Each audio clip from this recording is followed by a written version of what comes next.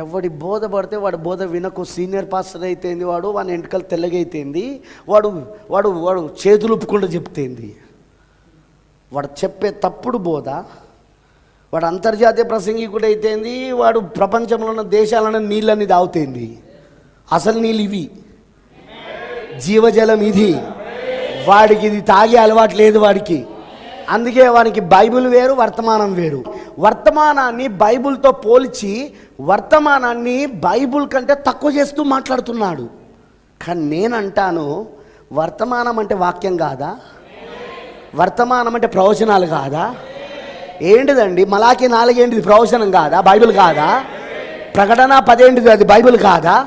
అదేగా వర్తమానం అంటే. మరి బైబిల్ వేరు, వర్తమానం వేరని ఎట్లా చెప్తున్నాడు? వాడు దయ్యం పట్టినోడు, వాడు మోసగాడు, వాడు అబద్ధికుడు, వాడు విగ్రహార్థం చేసాడు. ఎందుకురా నీ సంఘంలా? నువ్వు నరకం పోతావు, వాడు నరకం పోతాడు. ఎందుకన్నా వానికి నువ్వేగా కాపరి. వాని రక్తాపరాధం నీ చేతిలోనే ఉంది కదా, హెజ్కేల్ 3వ అధ్యాయం ప్రకారముగా. వాని నువ్వు దుష్టుడనైతే బోధించావు, నాలాంటోడైనా వచ్చి బోధించని. దుష్టునిగా నువ్వు దుష్టుడు అని చెప్తే వాడు వెళ్ళిపోతాడుగా. వాడు అప్పుడు నీ పైననే రక్తాపరాధం ఉండదు. నువ్వు దశమభాగాలు తింటానో పొట్ట పెంచుతానో జాగ్రత్త. దశమభాగాలు తింటానో ఆస్తులు పెంచుతానో జాగ్రత్త. స్థలాలు కొనుక్కుంటున్నావు జాగ్రత్త. కొత్త కార్లు కొంటున్నావు జాగ్రత్త. వాని ఆత్మకు నువ్వే లెక్కపజబలిసిన రోజు వస్తున్నది. వాని రక్తాపరాధం నీ చేతిలో ఉన్నది. వాడిచ్చే దశమభాగాలు కానుకలు తింటూ వానికి నువ్వు సరైన వాక్యం అందించకపోతే వాడు జీవించిన జీవితానికి కారణం నువ్వే అని ప్రభు చెప్తున్నాడు అక్కడ హెజ్కేల్ 3వ అధ్యాయంలో. అది నిజం. ఒకప్పుడు 90sలో పాస్టర్ ఖచ్చితంగా పాపాన్ని ఖండిస్తూ బోధించేవాడు. కన్నీళ్ళతో చెయ్యని ప్రార్థన అసలు అది ప్రార్థనే కాదని బోధించేవాడు. అవునా కాదా?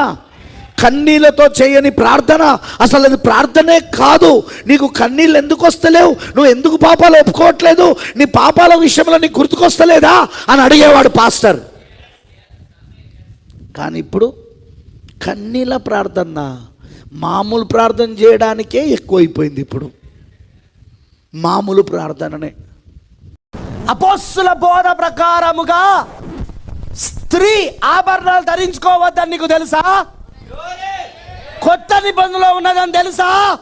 తగు మాత్రపు వస్త్రముల చేతనే గాని జడలతోనైనను ముత్యములతోనైనను బంగారపు ఆభరణములతోనైనను అలంకరించుకొనక దైవభక్తి గలవారమని చెప్పుకొని స్త్రీలకు తగినట్టుగా సత్క్రియల చేత తమను తాము అలంకరించుకొనవలెను. ఎక్కడుంది చూపించు పెట్టుకోవచ్చని. నేను డైరెక్ట్గా చూపిస్తున్నా, పెట్టుకోవద్దు అని. కొత్త నిబంధనలు అది కూడా అలంకరించుకోవద్దు అన్నాడు ఆయన. అంత డైరెక్ట్గా చూపిస్తాను. నువ్వు చూపించు అలంకరించుకోవచ్చు అని. వీళ్ళందరికీ ఈరోజు సంఘశాఖలో ఉన్న బోధకులందరికీ విలియం బ్రెన్నామ్ అంటే ఎందుకు పడ్డదంటే వీళ్ళ యొక్క సమస్తమైన ముసుగులను బయటపెట్టేశాడు. యేసు పుట్టుకలో రక్షణ లేదు, యేసు మరణంలో రక్షణ ఉన్నది. యేసు మరణించుటో రక్షణ ఉన్నది. గొర్రెపిల్ల మరణించుటో రక్షణ ఉన్నది. గొర్రెపిల్ల నీ పాపాలు నా పాపాలు మోసుకొని పోవుక రక్షణ ఉన్నది.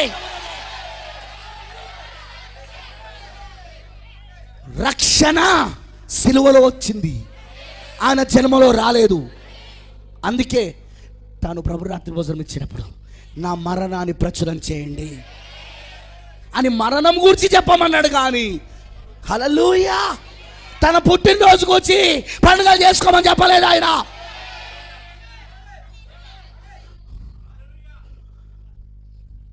ఇలా చెప్తే చాలామంది కోపం వచ్చేస్తుంది పండుగ క్రైస్తవులకు అందరికీ. ఏదో సంవత్సరానికి ఒక్కసారైనా చర్చికి పోదామంటే ఈ అయ్య గారు ఏంది ఆ ఒక్కసారి కూడా పోనీయకుండా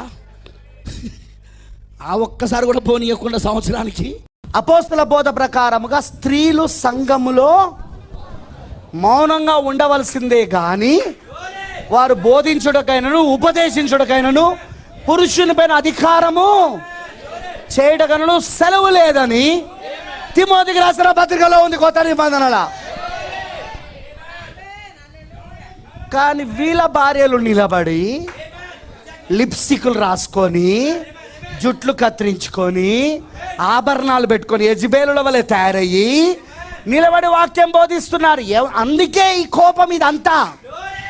విలియం బ్రెన్నామ్ అంటే ఎందుకు వీళ్ళందరి కోపం అంటే వీళ్ళ యొక్క మోసాలని బయట పెట్టేశాడు, వీళ్ళ ఒక గారడి మాటలని బయట పెట్టేశాడు.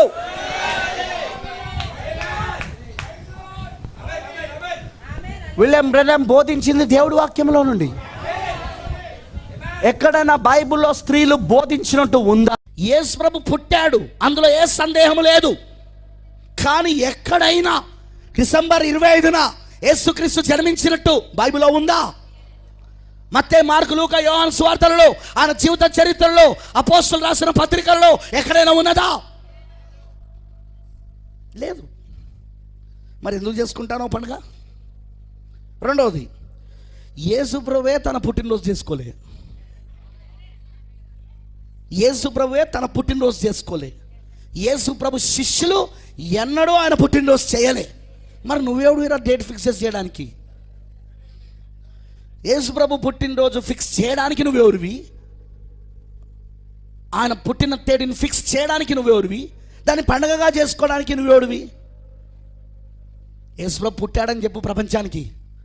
ఒక డిసెంబర్ నెలలో చెప్పకు, జనవరి నుండి నవంబర్ దాకా కూడా చెప్పు. ఒక డిసెంబర్లోనే చెప్పకు దాన్ని.